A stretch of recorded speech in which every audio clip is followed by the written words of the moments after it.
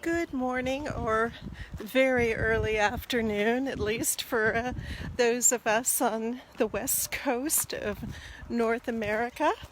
Um, and welcome to our noon rite, or what is about to be our noon rite. Another beautiful and sunny day here.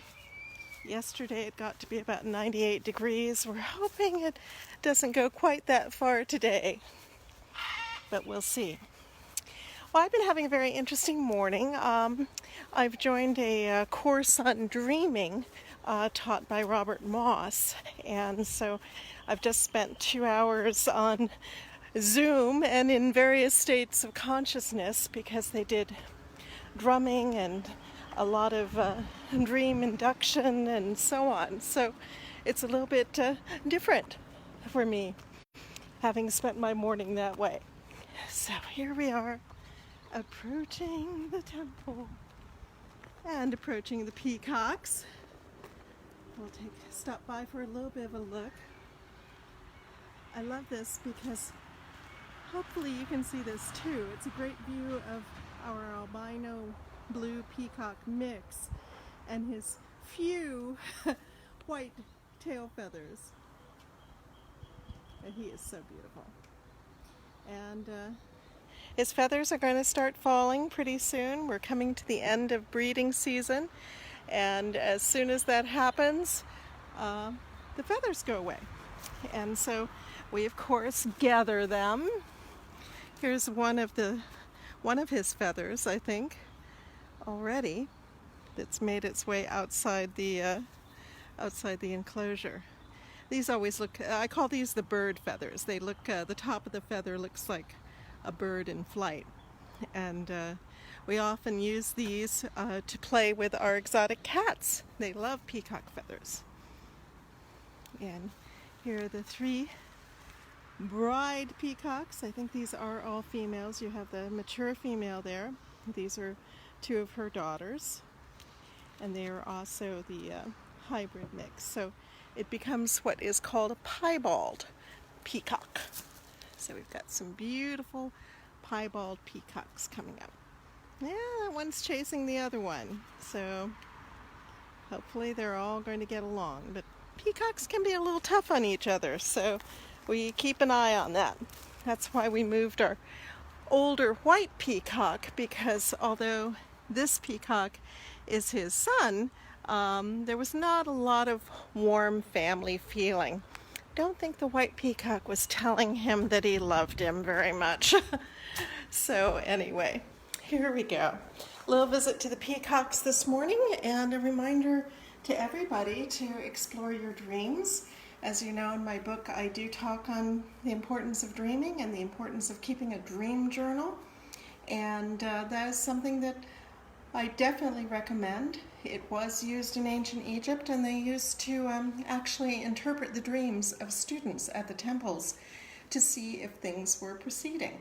And there was an old tradition that you could not enter certain temples of Isis unless you had been summoned there in a dream. That was especially considered to be important at the Greco-Roman temple in the city of Tithareia. And the idea was that if you dared to approach without having been called in a dream, there were dire consequences. I don't know if I quite believe in the dire consequences, but I do think it's important to try to maintain a good connection with our divinities through the dream time. And so there's many things that you can do to do that. And I do touch on that often when I do the midnight rite, which I don't do every midnight. I will do a little dream incubation induction. So that's something you can look for too.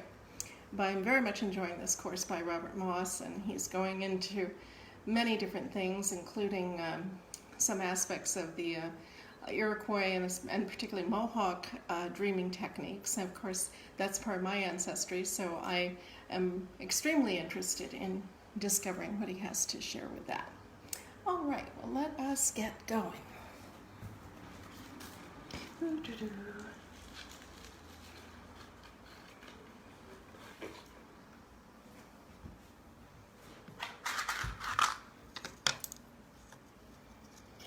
And I hope everyone's having a beautiful and enlightening day, that we're taking this time, which we still have in this strange altered state that is brought on by the coronavirus, which makes access to some aspects of spirituality both a little bit more necessary and a little easier to accomplish. So God us bless.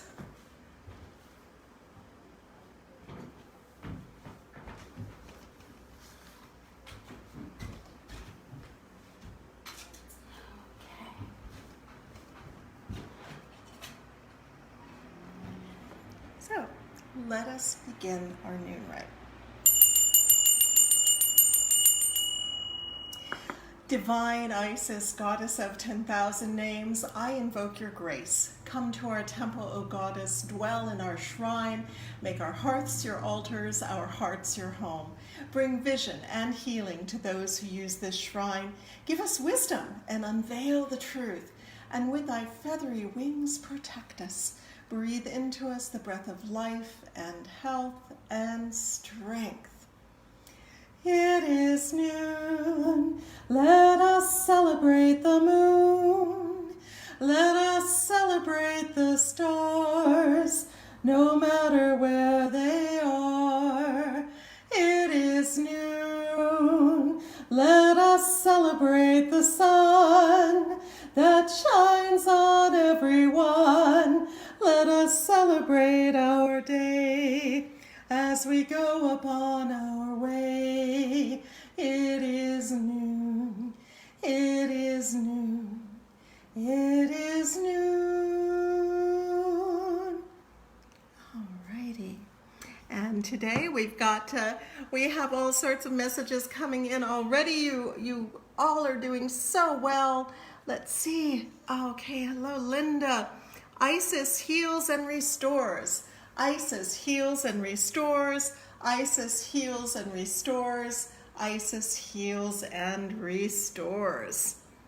And from Jeff, birds, reptiles, and insects. Birds, reptiles, and insects. Birds, reptiles, and insects, which we have in abundance here. And hope for freedom. Well, for real freedom. Hope for freedom. Hope for freedom. Hope for freedom. And cats love joy. Cats love joy. Cats love joy. Cats love joy. And let's see if there's anyone else coming through. All right. And from Diego, hi. Knowledge, truth, and compassion. Knowledge, truth, and compassion. Knowledge, truth, and compassion. Knowledge, truth, and compassion. And from Robert Silva, sun, moon, and space. Sun, moon, and space. Sun, moon, and space. And lots of developments in those areas too.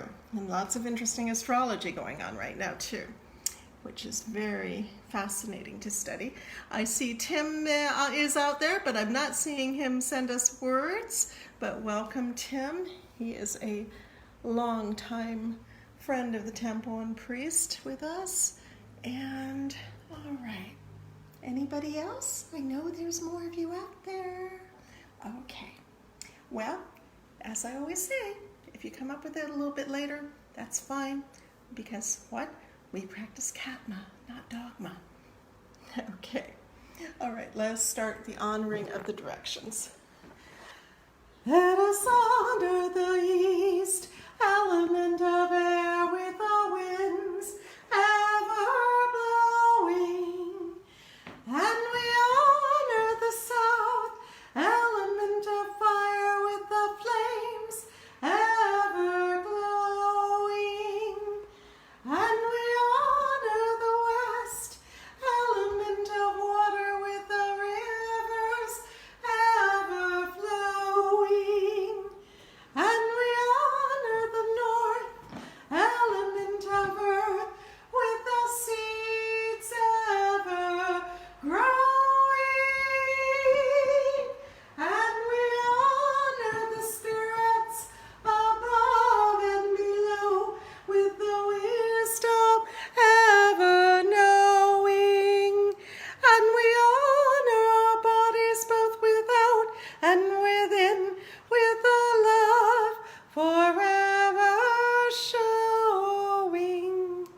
For we come into this world with all these gifts and more, our very own special essence. Let us thank the goddess for that which she bestows. Let us go forth refreshed and renewed with dedication to preserve and protect all life. For we are all children of Isis, the great mother goddess. And there she is in our east corner. And Tim has sent words for love, clarity, and power. Love, clarity, and power. Love, clarity, and power. Love, clarity, and power. And we have some people just joining. If you want to do your 3 words, just put them in the comments and we'll be glad to say them. Now today is Thursday. So Thursday is our special day for thankfulness. So if you have something for which you want to be especially thankful, this is a wonderful moment to do it. And we are always happy to share in your thankfulnesses and to share our gratitude as well. Gratitude is awfully close to gratitude, so it's great to be grateful. Okay, alrighty. Well, as always, I'm very happy as we get to Thursdays that we have made it through a week, and we have started to have people come back to us, which is very exciting, though we're discovering, of course, that after a nearly 4-month hiatus, even though we've been doing lots of special maintenance and everything, there's always something that goes, oh my goodness, that's not working now, or whatever. So it's been a bit of a scramble as we get back up to normal. So, but we're making it, and I hope that we'll be able to see many of you back here soon. And any other gratitudes, thankfulnesses that you'd like to share? Nothing else? Okay. Well, may we all find many things to be thankful for. And so, if that is it, and by the way, you can make other comments, you can ask me questions, things like that too. It's no problem. But it looks like if there's no further thankfulnesses, we will go ahead and move on to our finish. All right. As always, we give thanks to Lady Lorion, without whom none of this would be here in this form, and to all of our teachers and to the founders of the Fellowship of Isis, Lady Olivia Robertson, her brother Lord Strathlock, his wife Pamela, who brought forth something so powerful and so influential, and for which on this Thankfulness Thursday I am always especially thankful. And to the gracious goddess Isis, in whom all things are possible, we always give our thanks and we ask your blessings. And to each and every, wait, I've got another 3 words coming in. Climbing, hiking, and determination. Climbing, hiking, and determination. Climbing, hiking, and determination. Climbing, hiking, and determination. And not just in the physical sense, but in the metaphysical sense of climbing and hiking and presenting determination. And the idea of determining things. This is an important concept. But in any case, for all of us, for whatever we do, both here and in the world, may our efforts be blessed. May our results be abundant, and may we go forth from this rite refreshed and renewed. And we have more words coming through. Isis, Durga, Sun Point. Isis, Durga, Sun Point. Isis, Durga, Sun Point. Isis, Durga, Sun Point. And we hear a lot about Durga. There's definitely a connection between Isis and Durga. So there's that good connectivity.